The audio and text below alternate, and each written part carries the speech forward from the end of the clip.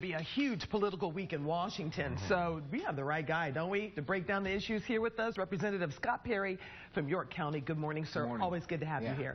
All right, we're ready for this. Let's go. Start with leadership. That's a real problem right now with the Republican Party. When you're talking about the House, Representative Boehner stepped down about a month ago. Right. Still looking for a new speaker. What's the problem right now? The problem is, among other things, is that few people want the job. If you look what's in front of them, it's potentially a career ender, and it usually is the ending of a person's career when they're speaker.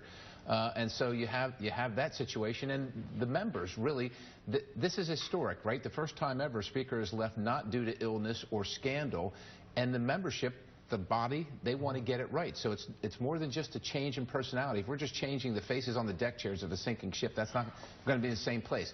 We want to change in the way business is operated, more of an... But does everyone want that? Because it seems like there's not enough votes because there's just different parts of the Republican Party fighting over this. Sure. There are people that want different things. Some people want the status quo. Some people want to use the opportunity to make some big changes and change the rules of how we operate. And it's right now it's more of a top-down leadership situation. You come in and you're told this, you vote for this or you're off the team. Okay. A lot of people would like a bottom-up approach where we come in and we represent our districts and the chips fall where they may.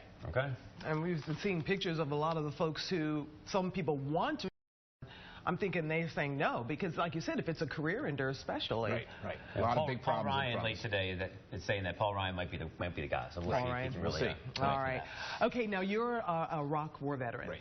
And recently President Obama said that we are now keeping troops there in Afghanistan longer. And as a war veteran, how do you feel about that decision? Well, I think it's the correct decision. I think it acknowledges the situation in Afghanistan, and with the situation that we have and the lessons learned coming out of Iraq. I think it's important to honor the commitments and the sacrifices that have been made, certainly by the service members that have served in Afghanistan, but by the American public that has paid for it, and all the lost treasure and all the lost lives and the lost credibility or the spent credibility. It's important to maintain the victories that you have secured. At some point, though, do we ramp it down? And how do you do certainly, that? You ramp it down, you walk it back. But understand, we've been in Korea, we've been in Japan, we've been in Germany since World War II. These things don't go away for a long time. It takes a period of time, but certainly you ramp it down as the situation dictates. What kind of progress would you want to see there before it did get ramped down? Well, we want to see that the Afghan army is able to handle these insurgencies. You can't have the Taliban,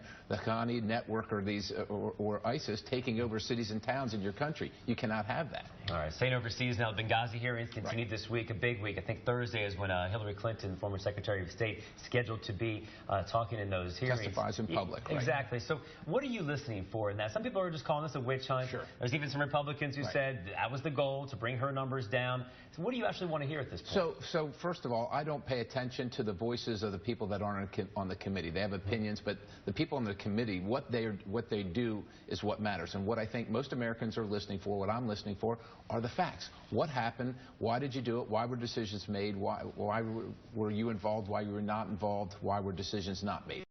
The facts. That's what, to me, the committee has been working towards all along. The head of the CIA has not been called to testify, though. The Joint Chiefs of Staff have not been called to testify.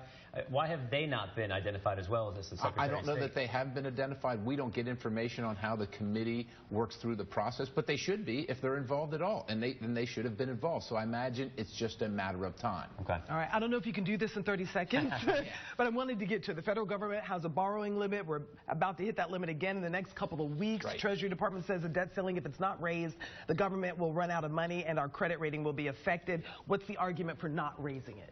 The argument for not raising it is because we're $18 trillion in debt, and we keep on indebting our country and our citizens, our future citizens, current citizens. And so what are we doing about that?